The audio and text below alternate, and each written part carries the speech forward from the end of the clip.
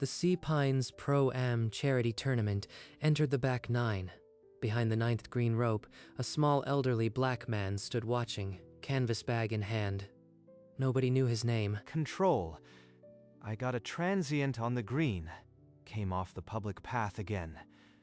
Get someone up here before the members complain. Two large white security guards, Brad and Ty, were on the cart path within 60 seconds. Their footsteps deliberate. Sir, you can't be here. This is private property. You need to leave right now. Don't make this difficult. Move it, or we'll escort you. Brad grabbed the windbreaker. Ty pulled. The canvas bag tore open. A worn wallet, a folded letter, a pair of glasses scattered on the cart path. Spectators in pastel polos glanced up, saw the old man on his knees, then looked away. The putt dropped. Applauded. 43 years walking this path. 43 years watching from behind the ropes. And this is how it ends. The guards walked back toward the clubhouse, radios crackling. Charles knelt, gathering each item alone. The tournament continued. 20 minutes later, the reigning U.S. Open champion would abandon his round on the 14th tee. And the whole country would soon ask a single question. Who is Charles? Mark. Something happened on 9. An old black man, spectator maybe. Security dragged him off the property. I saw it from the path. His bag tore, everything spilled. Who was it? Did anyone say a name? No name, just an old guy with a canvas bag. The guards roughed him up good, tore his windbreaker. People just turned away. Mark's grip tightened on the driver. His face went slack, then set hard as concrete. Get my bag. We're done here. He threw the driver down, so hard the metal head cracked against a tee marker. Then he turned his back on the fairway. Carlos, now, we're walking off. Carlos hoisted the bag and followed. Behind them, tournament officials shouted. But Mark didn't break stride. Spectators began to murmur. Mark has never walked off a round. Not once. Who was that man? The leaderboard flickered as the tournament director realized the champion was disappearing into the scorer's tent. But the real story had only just begun. Inside the scorer's tent, Mark Sullivan didn't sit. He walked straight to the table where two officials were logging scores and laid his glove on the card. Scratch my name off the board. I am withdrawing from the Pro-Am, and I am pulling out of every PGA event sponsored by Sea Pines parent corporation.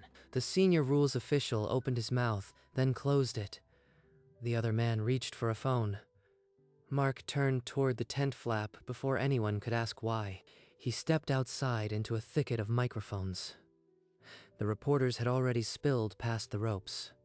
Maya Chen was in the front row, notepad open. Mark, why are you doing this? Does it have something to do with the older black man security pulled off the course? I am not answering questions. You want the story. You dig. Only 3 words matter right now. Ask about Charles. He didn't wait for follow-ups. He walked through the crowd and past the clubhouse, Carlos already pulling their bags into a waiting car. Within minutes, the live trucks flipped their signals. A breaking news banner crawled across every screen. U.S. Open champion walks off mid-tournament. On social media, a single hashtag surged past 1 million impressions before the commercial break ended. Number? Ask about Charles. The name belonged to a man no one had recognized on the 9th green, but by sundown, the entire country would be asking the same question Mark Sullivan had just handed them. Who is Charles? Maya Chen didn't chase the champion's car. She drove straight to the public path that bordered the 9th green, the place where the ejection had started. Excuse me, I am looking for an older black man who walks this path every morning, wore a navy windbreaker, carries a canvas bag. Do you know him? The storekeeper wiped her hands on her apron. That's Charles. Been walking that fence line longer than most of these golfers been alive. She told Maya the man came every morning at 5:30. Never bothered anyone. Just stood behind the ropes and watched. 43 years, she said. Charles Everett. The phone book lists him on a quiet street near the marina, but the club says he was a transient. Something doesn't fit. By noon, Sea Pines released a statement. It called the incident a routine enforcement of club policy and defended its security team. No apology. The public wasn't buying it. Number. Ask About Charles had overtaken the golf leaderboard. People wanted to know who this man was. I have a name, a routine, but no past. Who is Charles Everett before this morning? She posted the question to her network, uploaded the storekeeper's quote, and waited. Within an hour, the first tip came in. It was a grainy cell phone clip from a spectator showing the bag tear open, and in the scattered mess, something metal caught the light. The spectator video uploaded at 1:14 p.m. By 1:47, it had 8 million views. Every frame showed the guards yanking the old man's arm, the bag tearing, the contents hitting the cart path. At 2 o'clock, Sea Pines CEO William Hartley stepped to a podium on the clubhouse veranda. Cameras rolled. He read from a prepared statement. This was an unfortunate misunderstanding. Our security team followed protocol. We regret any disruption to the tournament. He didn't say sorry. He didn't mention Charles by name. The press pool erupted with questions he refused to answer. Within the hour, 3 tournament sponsors contacted the club to express concern. 2 demanded written assurance that the matter would be handled. Maya Chen pulled a still from the video and zoomed in. There, half hidden by the folded letter, was a small silver object on a broken chain. That's not costume jewelry. It's a pin, military maybe, but no one has mentioned military service. What is this man hiding? She searched public records for a Charles Everett with military history. Nothing came up immediately. The file was old, possibly archived. The club continued to circle the wagons. Hartley sent an internal memo saying the matter was contained. But the number Ask About Charles hashtag had just hit 5 million posts. And buried in the video, the silver pin caught the light again. A small winged thing, not a decoration anyone recognized. Not yet. At 3:10, a joint statement dropped from the Mark Sullivan Foundation. Every junior pro entered in the Pro-Am was withdrawing immediately. Effective this round, tournament officials scrambled. The amateur leaderboard lost 4 of its top 10 names in under 20 minutes. Sponsors started pulling their on-site banners. Maya Chen worked her phone, calling in favors from an archivist contact. She had a grainy image of the folded letter and the photo. Can you clean up the text on this letter? I need to read the date and the signature. And the photo. Look at the uniform. The enhanced image came through.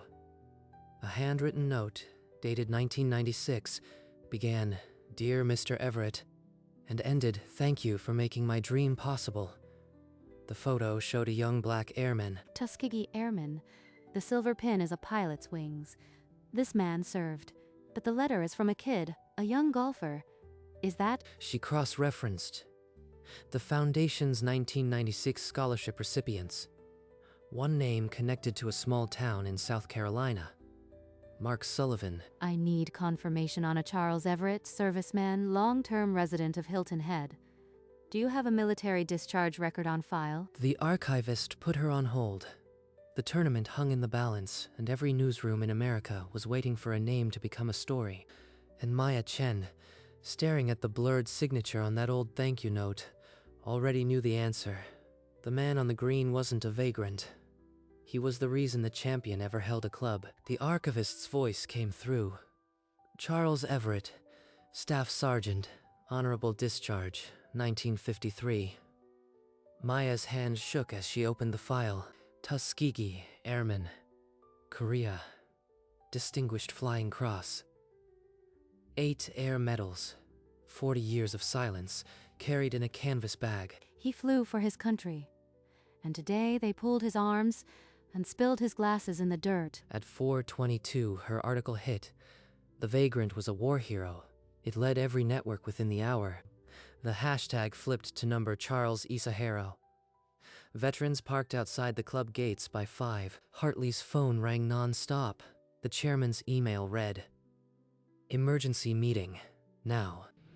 He walked into the boardroom.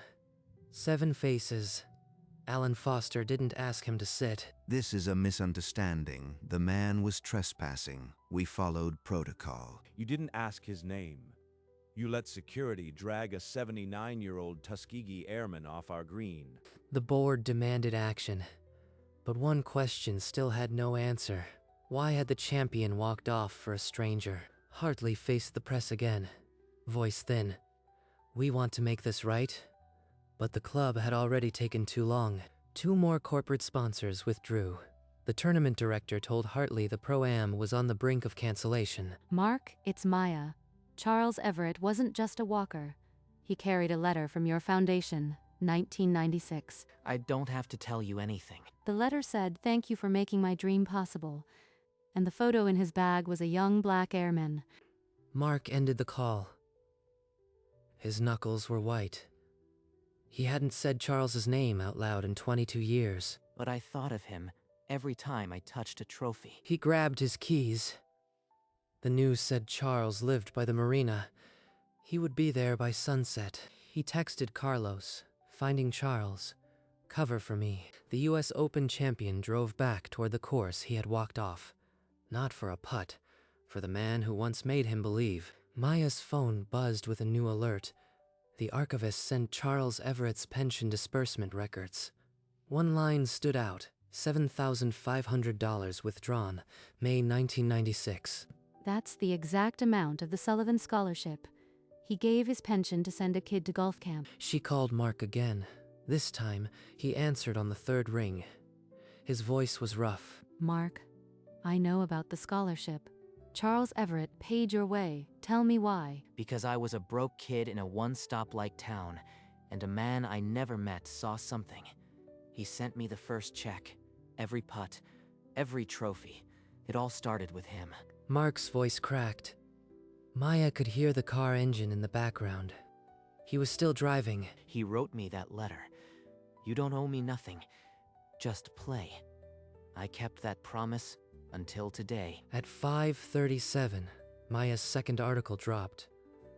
How a Tuskegee airman built a champion. The whole country went quiet. Social media went from outrage to tears. The hashtag changed. Number, thank you, Charles. And in his car, Mark Sullivan drove toward the marina, knowing the whole world now understood. The man they tossed off the course was the best thing that ever happened to him. Mark's car entered the marina lot.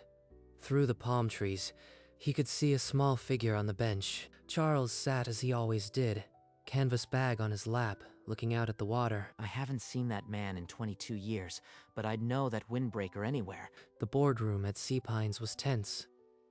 Alan Foster opened the meeting without preamble. This is a PR crisis, not a governance failure. I can fix it. Give me 48 hours. You've had all day. The sponsors are gone. The champion is on the news crying about a scholarship you never knew existed. Mark parked the car. He didn't get out yet. He just watched Charles from 50 yards away. He doesn't know yet. He doesn't know anyone is looking for him. At the club, the television in the corridor showed the breaking story. Ronald stopped walking, his face ashen. The board was about to vote. Mark was about to open the car door. And Charles, on his bench, still had no idea that the world had turned. Mark opened the car door and walked across the gravel. Charles turned his head slowly, eyes narrowing, then softening. You are that Sullivan boy. I watched you all morning. Did you win? No, sir. I walked off. I walked off the minute I heard what they did to you. You shouldn't have done that. Not for me. That course is your living. It's not a living if I can't look at myself. You are the reason I ever had a chance. Charles opened the canvas bag.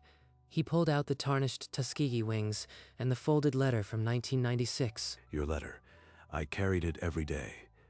It was the best thing I ever did with that pension money. Mark took the wings in his palm, a distinguished flying cross, dulled by decades. He broke.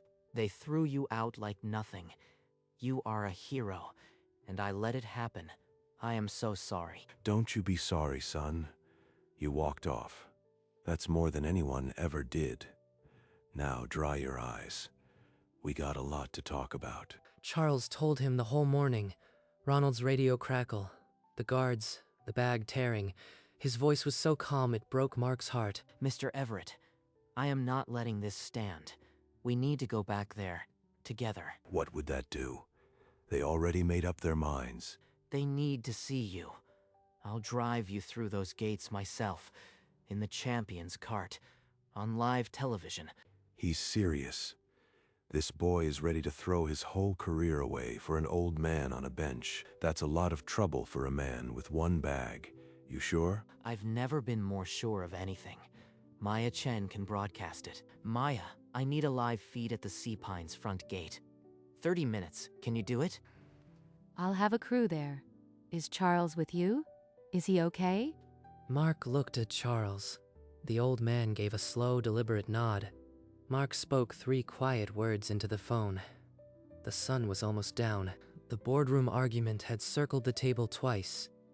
Hartley stood, pointing toward the door. The security director made the call. Ronald Crew is the one who radioed it in. I wasn't even on the course. We know Crew followed policy. Our policy, the policy you signed off on. This isn't about one guard. Alan Foster laid a photocopy on the table. The club rulebook, chapter on trespassers, with Hartley's handwritten approval from 6 weeks ago. We've had a segregated caddy program since 1962. Black caddies weren't allowed. That ends tonight. He called for a vote. Integrate the caddy program. Require diversity training. Effective immediately. The vote tally lit the screen. 84% in favor, 16 opposed. Foster pushed back his chair. He didn't look at Hartley. There was one more motion. I move that William Hartley be terminated as CEO, effective immediately. All in favor. Every hand went up, including the one that had just abstained. Hartley's face went gray. It was done. In his office, Ronald Crew watched the broadcast. Discharge papers, wings, then the scholarship. His hand shook as he set down his cup. I called him a transient. I put all this in motion. On his desk, a photocopy of the folded letter from the canvas bag. The very words the world was now reading. Dear Mr. Everett, thank you for making my dream possible. The signature was a child's scrawl, Mark Sullivan.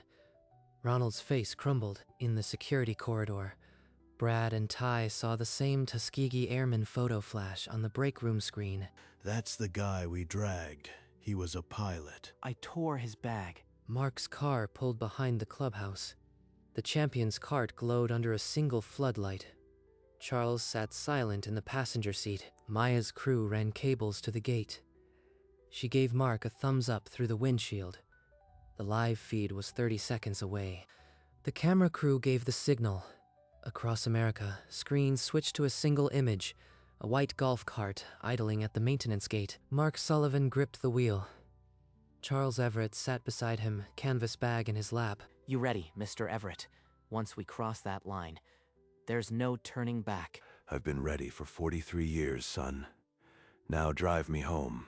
The cart rolled forward, past the floodlights, past the authorized personnel only sign. The camera truck followed, its headlights cutting the dusk. They reached the 9th green, the very spot where Charles had been dragged hours earlier. A groundskeeping crew stopped raking, their mouths open. Same green, same dirt, but I am not on my knees this time. The cart moved up the cart path toward the clubhouse. On the veranda, members in pastel polos turned, their drinks forgotten in their hands. Look at him. Look at every single one of them. This man landed planes in the dark. This man gave his last dollar to a kid he never met. Mark stopped the cart directly in front of the clubhouse. He stepped out and offered his hand to Charles. The clubhouse doors swung open. Alan Foster stepped into the camera lights, a single sheet of paper in his hand. The board has voted. Effective immediately, William Hartley is terminated as CEO of Sea Pines. The caddy program will be integrated. Every child who can carry a bag will have a chance, and the 9th hole will be renamed Charles's Walk, in honor of the man we failed this morning. Charles Everett turned his face into Mark's shoulder. The tears he'd held for 43 years finally came. Mark held him, one hand flat on the old man's back, and said nothing. The crowd around the clubhouse erupted. Applause rolled across the fairway, drowning out the evening birds. The bronze plaque caught the last light, letters already etched Charles's walk. Charles finally lifted his head and looked at the plaque, then at Mark. His voice was quiet. I just liked watching the game. Foster stepped aside and lifted the small curtain from the bronze plaque. The words Charles's walk glimmered under the evening sky. Mr. Everett, would you like to say a few words? I spent 43 years on this path watching boys swing clubs. I never expected anyone to watch me, but this boy here, he watched, and he walked off. That's enough. That's enough. That's more than a plaque. He turned to Mark and pulled him into a tight embrace. The crowd fell silent, then applauded again. This is the man who gave me everything, and all he ever wanted was to watch. Maya Chen's camera captured every second. The feed went global, across the country. People paused in living rooms and bars to watch an old Tuskegee airman hug his champion. The plaque stood on the 9th green, a small light reflecting off its surface as night fell. And for the first time in 43 years, Charles Everett walked off the course, not as a stranger, but as the man who owned the walk. Sunday morning broke clear over Sea Pines. By 7:30, the first tee was surrounded by more cameras than the final round of the Open. 43 years. And I am finally standing over a ball. Take your time, Mr. Everett. You've waited long enough. Carlos placed the ball on the tee, then stepped back. He whispered something in Spanish and crossed himself. Charles swung. The club connected with a clean click. The ball sailed low and straight, 170 yards down the middle. Not bad for an old man. He grinned like a boy discovering the game. The crowd roared. By noon, the front pages were already running. Champion walks off for the man who made him. Read the headline beside a photo of Charles mid-swing. Charles finished 6 over par. He didn't care. On the 18th green, Mark put his arm around him and they laughed until their sides hurt. And for the first time in 43 years, Charles Everett didn't walk off the course alone. He walked off with the champion he built. Monday's front pages carried the same photo. An old black man in a pastel shirt, mid-swing, with the headline Charles's Walk stacked above the fold. The news ticker read, Sea Pines parent stock down 14 points. In the clubhouse, movers cleared William Hartley's office. Ronald Crew packed his desk in a banker's box. The photocopied letter was the last thing he folded inside. The new caddy program began at 8 a.m. 11 young caddies, black, white, Latino, reported for orientation on the same cart path. By sunset, the crowds were gone. Charles Everett sat alone on his marina bench, the canvas bag on his lap. He opened the bag, took out the tarnished Tuskegee wings and the letter. The same letter he had carried since 1996. You don't owe me nothing. Just play. And he did. He held the silver wings up to the dying light. The metal caught a final gleam before he tucked them back into the bag. He zipped the canvas bag shut, rested his hands on it, and watched the water. The same bench, the same bag, the same man. Just seen, now.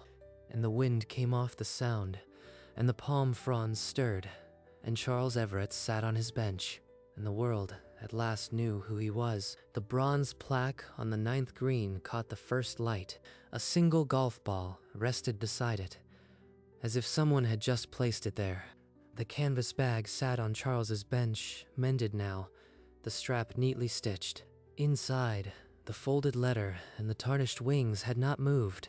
The marina was still. The water lapped against the pilings. A light wind moved the palm fronds.